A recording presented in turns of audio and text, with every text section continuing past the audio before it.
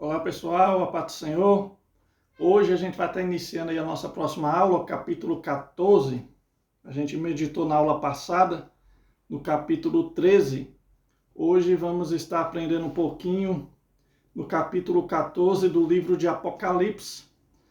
Vamos ver dentro do capítulo 14 que nós podemos extrair dúvidas que podemos estar tirando, ver alguns significados de algumas simbologias, a qual o apóstolo João veio relatando no capítulo 14. Se você quiser acompanhar na sua Bíblia Sagrada, estaremos fazendo a leitura como nas aulas anteriores.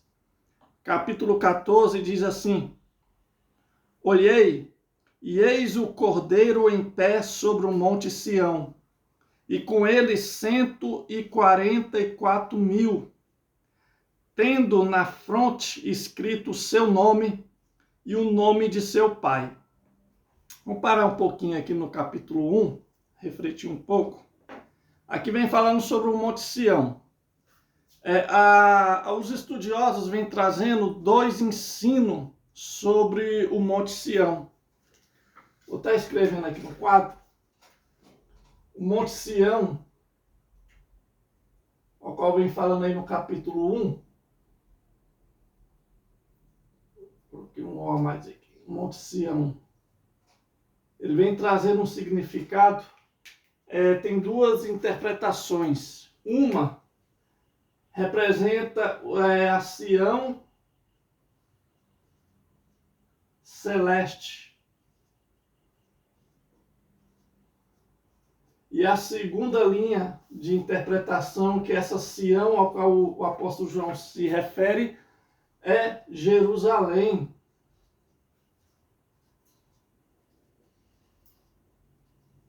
Então, há essas duas linhas teológicas, que essa Sião ou é a Sião celeste ou Jerusalém. Mas no decorrer do texto a gente vai vendo qual das duas realmente é. Olhei e eis que o Cordeiro em pé sobre o monte Sião, e com ele 144.000. Esses 144.000 foi aqueles que a gente estudou na aula passadas, em algumas aulas anteriores. Os 144.000 judeus, 12.000 de cada tribo, que vai estar com a missão de estar pregando o evangelho no período da grande tribulação. Tendo na fronte, ou seja, na testa, testa, escrito o seu nome, ou seja, o nome do Cordeiro, o nome de Cristo e o nome de seu Pai. Ou seja, esses 144.000 estarão selados com o selo de Deus. Esse nome vem representando aí o selo, ou seja, eles estarão selados, marcados como propriedade de Deus. Assim como aqueles que receberão a marca da besta estarão selados pelo anticristo. Aqueles que receberem a marca, o número da besta, estarão selados como pertencentes a Satanás. Então esses 144.000 que terão o nome de Deus, o nome de Cristo em sua testa, na sua fronte, estarão selados como propriedade de Deus. Versículo 2: Ouvi uma voz do céu, como voz de muitas águas, como voz de grande trovão. Também a voz que ouvi era como de arpistas, quando tange a sua harpa. Entoava novo cântico diante do trono. Está aqui, ó. Porque que uma das linhas teológicas que acredita que essa Sião é a Sião celeste, é baseada no que está aqui no versículo 2, que o apóstolo João ouve vozes de cântico vindo diante do trono de Deus. O trono de Deus está onde? No céu. Então, alguns estudiosos acreditam que essa Sião, desse monte Sião, vem representando a Sião celeste. Por quê? Porque as vozes de cântico estão vindo de diante do trono. Ou seja, então há essa linha teológica que aqui, nesse capítulo 14, os 144.000 já não estão na terra, mas estão já no céu. Entoava um novo cântico. Diante do trono, diante dos quatro seres viventes e dos anciãos. Então, se esse cântico estava diante do trono de Deus, dos 24 anciãos, dos 4 seres viventes, então esse cântico estava sendo entoado no céu.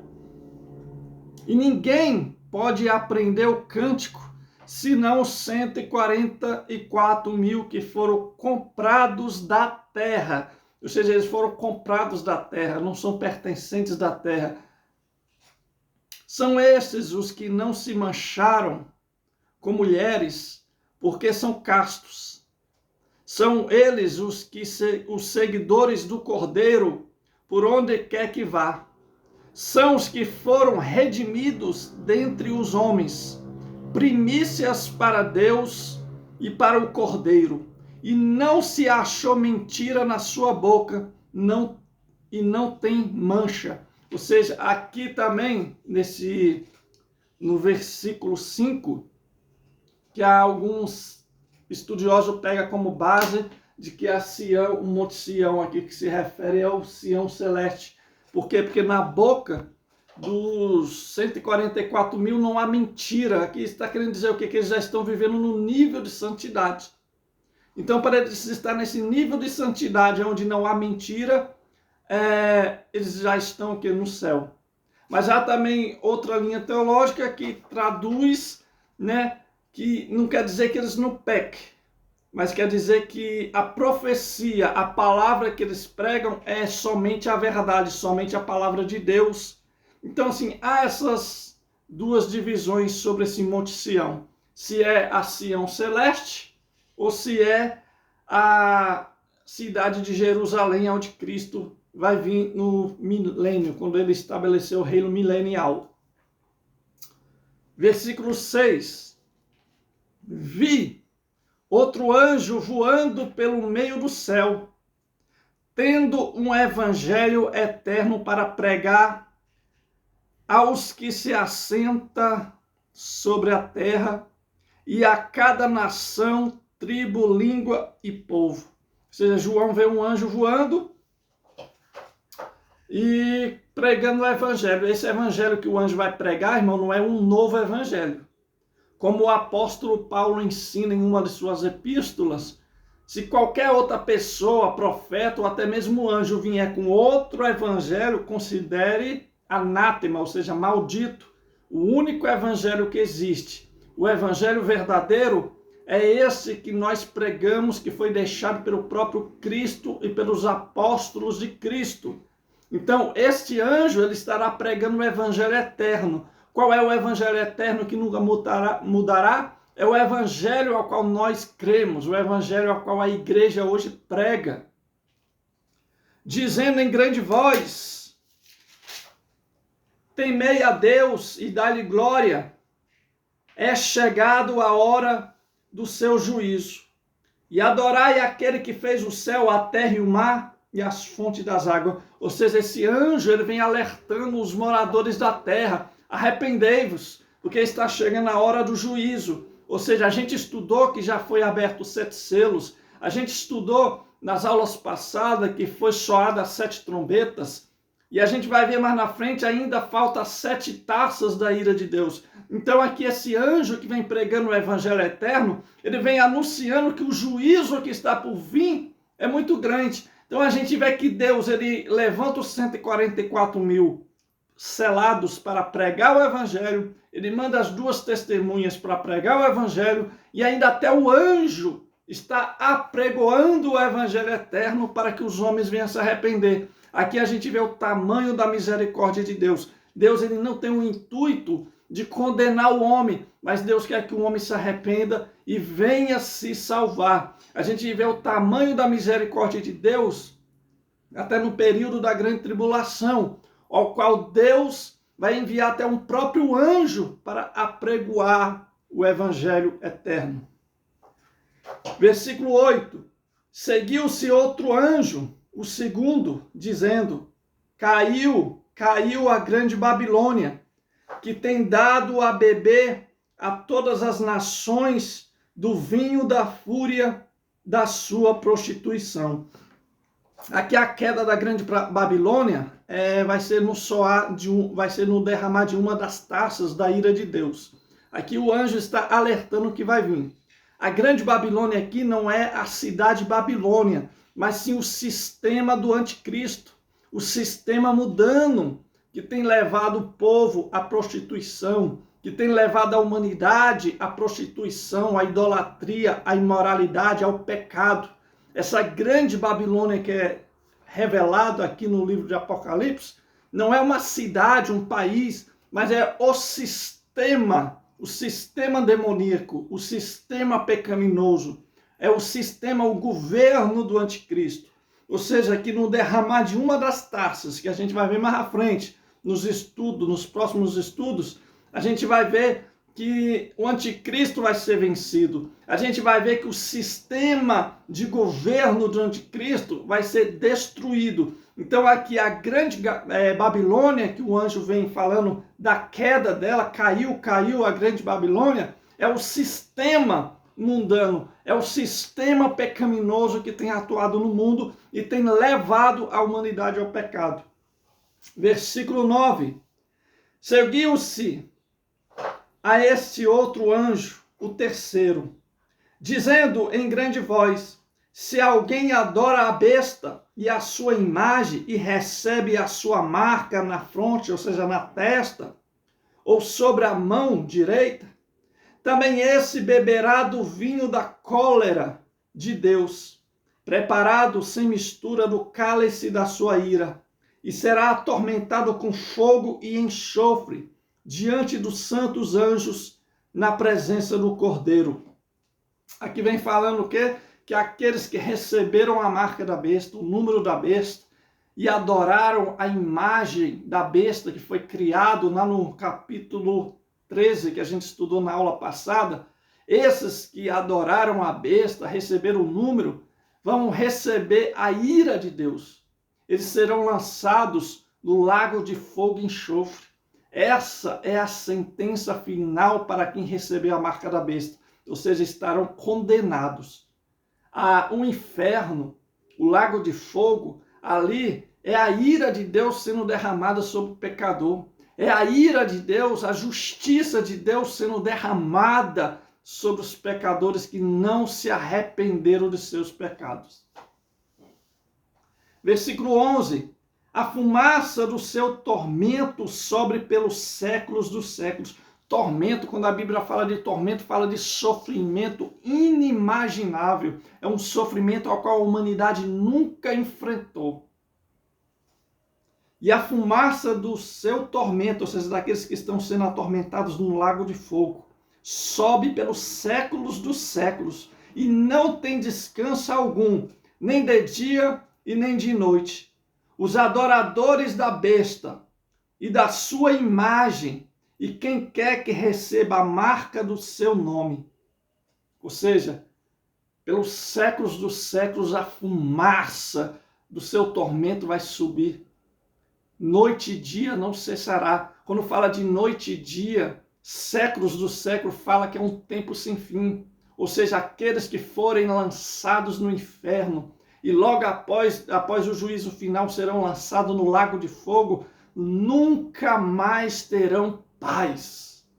Uma eternidade de sofrimento e dor. Um tempo que nunca mais vai cessar. Versículo 12. Aqui está a perseverança dos santos, os que guardaram os mandamentos de Deus e a fé em Jesus. Versículo 13, então ouvi uma voz do céu dizendo: escreve, bem-aventurado os mortos que desde agora morrem no Senhor. Sim, diz o Espírito, para que descanse de suas fadigas, pois as suas obras os acompanham. Ou seja, aqueles que morrerem em Cristo, aqueles que se arrependerem de seus pecados e tiver o seu nome escrito no livro da vida, morrer em Cristo é lucro, é o que Paulo fala. Aqueles que partem em Cristo é lucro. Morrer para quem tem o nome escrito no livro da vida é lucro.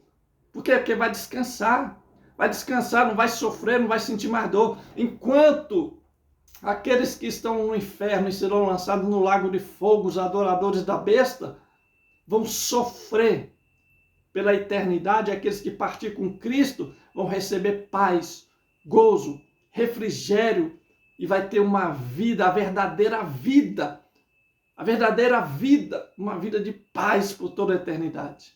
Enquanto um grupo estará sofrendo, outro estará desfrutando de paz, de gozo, de alegria por toda a eternidade. Essa é a recompensa dos fiéis, daqueles que perseveram. Versículo 14. Olhei e eis uma nuvem branca, e sentado sobre a nuvem, um semelhante ao Filho do Homem, tendo na cabeça uma coroa de ouro e na mão uma foice afiada. Este que está assentado sobre a nuvem é o próprio Cristo, que vem como juiz. Aqui ele já não vem como advogado, mas como juiz para fazer justiça. Hoje Jesus está como advogado, mas um dia ele vai vir como juiz. Essa nuvem vem representando que a glória de Deus, a santidade, o poder. Versículo 15. Outro anjo saiu do santuário gritando em grande voz para aquele que se achava sentado sobre a nuvem. Este anjo, ele sai do santuário, não é o santuário terrestre, mas ele sai da presença de Deus, do santuário celeste. E ele fala para Cristo, que está assentado sobre a nuvem: toma a tua foice e ceifa, pois chegou a hora de ceifar, visto que a seara da terra já amadureceu. E aquele que estava sentado sobre a nuvem passou a sua foice sobre a terra, e a terra foi ceifada. Aqui vem falando do período do Armagedon. A gente vai ver nos versículos mais à frente. Mas aqui já vem relatando o período do Armagedon. Já depois do milênio, quando passar ali os 1000 anos de reino, de governo terreno de Cristo aqui na terra, é quando passar o período do milênio, vai se iniciar o juízo, vai se iniciar o Armagedon, que é a última guerra, a última peleja, onde Satanás vai ser solto depois de 1000 anos, vai reunir ali o seu exército, vai ser a sua última investida. A gente vai estudar isso mais à frente. E nesse período no Armagedon vai ter uma grande matança, porque aqueles que se rebelar contra Cristo, aqueles que se unir com Satanás para guerrear contra Cristo serão mortos, serão massacrados. Versículo 17. Então saiu do santuário que se encontra no céu, viu? O santuário é celeste, não terreno. Outro anjo, tendo ele mesmo também uma foice afiada. Saiu ainda do altar outro anjo, aquele que tem autoridade sobre o fogo, e falou em grande voz ao que tinha a foice afiada, dizendo: toma tua foice afiada e ajunta os cachos da videira da terra, porquanto as tuas uvas estão amadurecidas. Então o anjo passou a sua foice na terra, vindimou a videira da terra e lançou-a em grande lagar da cólera de Deus. Ou seja, essas uvas vêm representando os homens, aqueles que se rebelaram contra Deus. Eles vão ser lançados no grande lagar, ao qual vão experimentar a cólera de Deus. Ou seja, são os homens, aqueles que vão se rebelar. Ou seja, eles vão ser o que? Massacrados, mortos.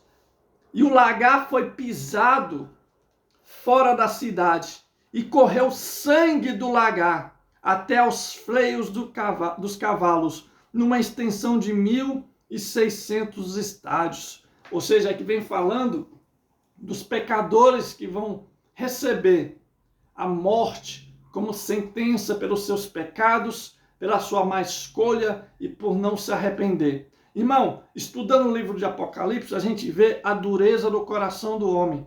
Deus dando a oportunidade de arrependimento, Deus enviando até anjos para pregar, mas mesmo assim um homem com seu coração endurecido não vai se arrepender e vão receber como consequência final a morte e a condenação eterna, a segunda morte, que é a condenação eterna. A gente aprende, lendo o livro de Apocalipse, a dureza do homem. Nem todas as pessoas que não se arrependem de seus pecados é induzida somente por Satanás, mas muitos é pela dureza do seu próprio coração. Muitos não se arrependem porque não quer, ama o pecado. Eu já falei isso daqui em alguns estudos, que o homem, ele tem um coração mau. O homem ele tem um coração inclinado para o mal, que é o que a Bíblia ensina. E muitos não se arrependem, não é por falta de oportunidade, e não é porque somente Satanás está prendendo ela. Muitos não se arrependem porque amam o pecado. Tem pessoa que vive no pecado porque ama o pecado. Ama a prática que ele pratica porque satisfaz a sua carne. Tem muitos que não vão se arrepender no período da grande tribulação. É isso que o livro do Apocalipse mostra. Deus vai vir ainda com misericórdia. Vai usar a dor e o sofrimento para levar o homem ao arrependimento. E mesmo assim o homem não vai se arrepender. Mesmo assim o homem vai continuar na sua prática pecaminosa até serem mortos e lançados no lago de fogo. A maioria da humanidade tem um coração endurecido. Mas aqueles que se arrepender, aqueles que se converter e aqueles que forem perseverantes até o fim, mesmo que essa perseverança venha custar sua própria vida, serão bem-aventurados e vão receber a vida eterna como recompensa. Deixo aqui aos irmãos o estudo desse capítulo, o capítulo 14. Em breve a gente estará estudando também o capítulo de número 15. Deus abençoe a todos.